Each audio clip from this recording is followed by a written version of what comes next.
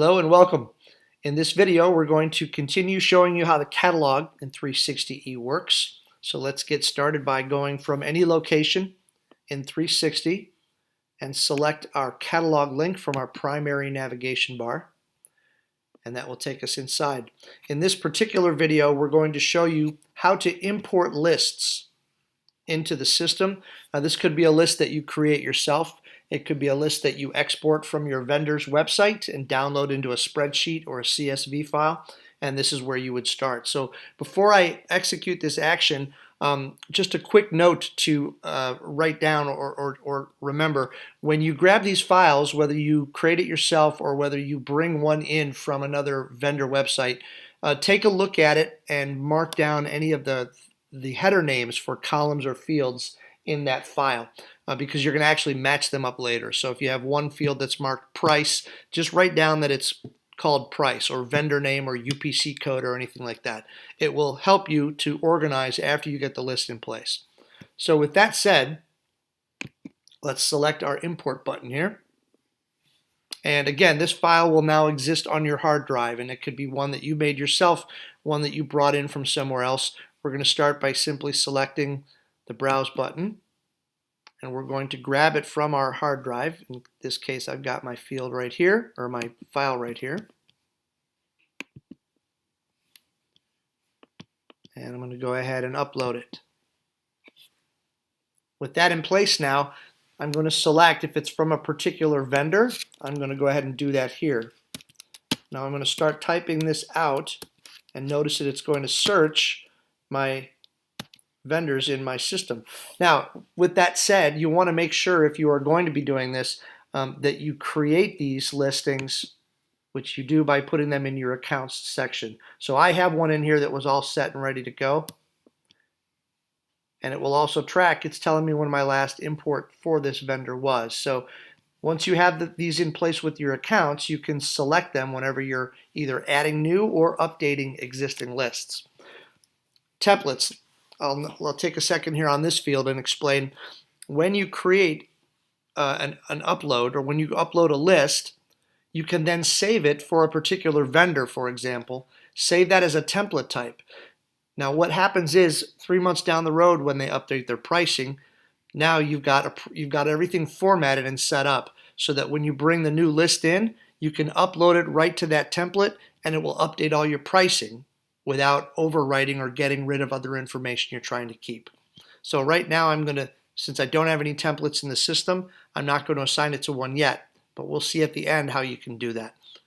So now that I've uploaded my list, the next thing to do is line up the columns or headers with the ones that are in the system. So these are going to be the ones that are in the file that was uploaded, and these are the ones in 360 that we're going to identify them with. Now notice there are 3 asterisks here.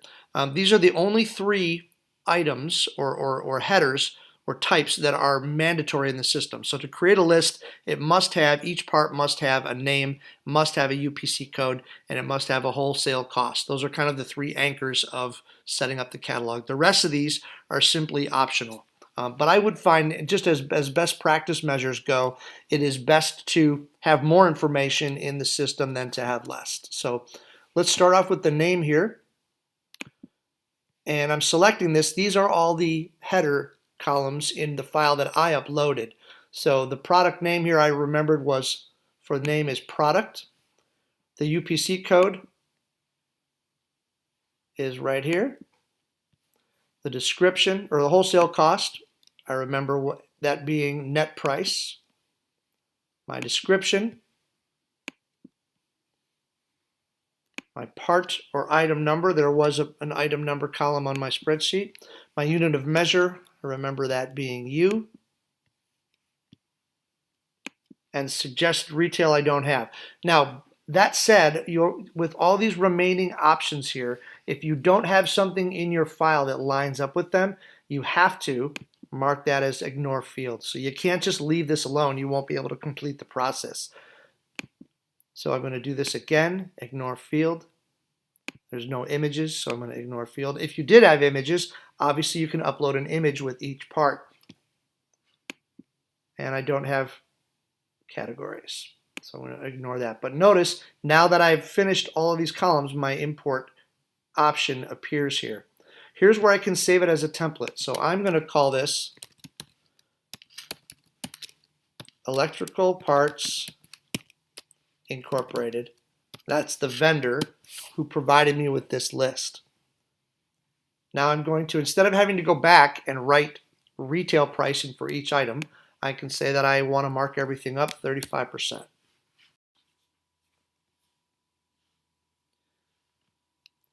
Now at the very end here, one thing to point out, after I've selected my profit margin, is this item here. There are various options for how you want to upload this. So notice here it says upload only. What's going to happen if I do this, let's say that I have a pre-existing list that I'm updating, is if I hit update only, and I've got new parts on there, it's not going to add any of the new information. It's just going to correct or adjust the items that are already in there. So notice my other options, update and add. So if I'm updating an existing list, then I want to add. Now this is important. If it's the first time you're uploading this list, then you want to select update and add, because there is no pre-existing data. So you want to be able to do this so that it'll enter all of the new information in there. The third one is to update and add only existing UPCs only. So that means only update existing UPC items that are in there. So I'm going to select update and add, and now I'm going to start my import. And you'll see as it's going the progress bars. Once it gets all the way here and it says transfer to catalog, you're all set. Now you can go back, select the catalog, and you should be able to see it.